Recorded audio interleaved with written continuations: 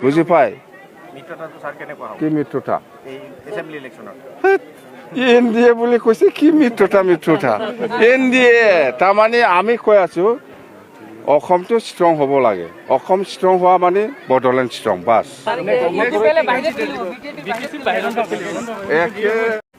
বিধানসভা নিৰ্বাচন এনেকুৱা গোটেই অসমত যিটো আজি ৰাজনীতিক পৰিৱেশ খুব এনডিএৰ কাৰণে পজিশ্যনটো ভাল আৰু আমাৰ বিটিচিৰ লক্ষ্যটো হ'ল আমি অসমটো ষ্ট্ৰং কৰিব লাগিব অসমটো ষ্ট্ৰং কৰিব লাগিব তেতিয়াহে বড'লেণ্ড উন্নতি হ'ব আমি সেইটো জানো ৰাজ্যসভাৰ আসন লোকসভা আসন হওক বা এছেম্বলি আসন হওক সেইটো এনডিএ হিচাপে যাব যিকেইখন আমি